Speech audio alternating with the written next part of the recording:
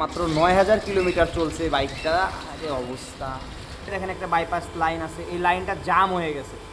যখন হয় কি বৃষ্টিতে কিংবা বাইক ওয়াশ করা হয়, কি লুজ তেল ব্যবহার করেন নাকি ভাই?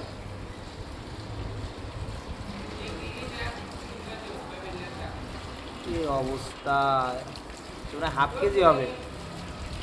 তো মেন হচ্ছে বাইকটার ফুল সার্ভিস করতেছি আমরা, মাস্টার সার্ভিস চলতেছে। তো এর ভিতরে ফুয়েল ট্যাঙ্কিটা আমরা ক্লিন করে দিই। তো কি একটা বাজে অবস্থা দেখেন। তো যারা ফুয়েল ট্যাঙ্কি ক্লিন করেন না, অনেকেই বলেন যে ৮-৯ হাজার পর পর ফুয়েল ট্যাঙ্কি ক্লিন করবো, তাহলে তো গাড়ি থাকবে না। তো এই বাইকটা একদম নতুন বাইক, নতুন মডেল পালসার, মাত্র ৯,০০০ কিলোমিটার চলছে।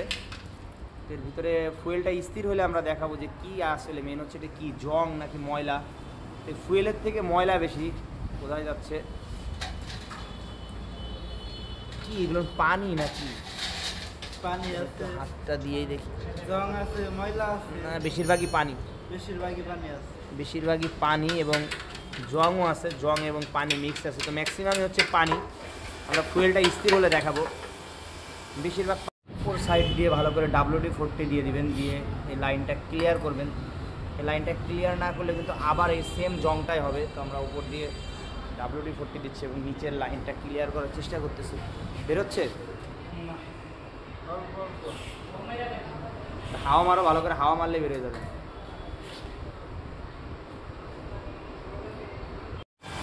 তো তেলটা আমরা আলাদা করছি। এবার দেখাই যে কি এইগুলান। এখানে প্রায় 1 লিটারের উপরে পানি এবং জং হবে। তো মেন হচ্ছে এইটা কেন হয়েছে, এর একটা কারণ আছে, কারণটা আমি বলে দিচ্ছি। তো যারা ফুয়েল ট্যাঙ্ক ক্লিন করেন না এবং কখনো খেয়াল রাখেন না, তাদের একটা জিনিস দেখাই দিচ্ছি। জিক্সার এবং পালসার বাইকে দুইটা প্রবলেম আছে।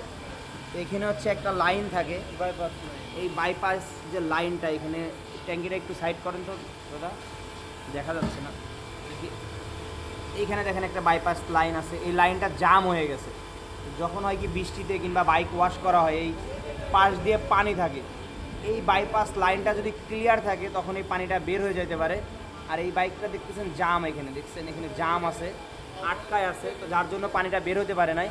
এই পানিটা হয়েছে কি আস্তে আস্তে আবার এই ট্যাঙ্কির ভিতরে ঢুকছে এবং ট্যাঙ্কিটায় জংয়ের সৃষ্টি করছে। পানি জমে জমে ট্যাঙ্কিটা থেকে একটা ভালো স্তরের জং চলে আসছে।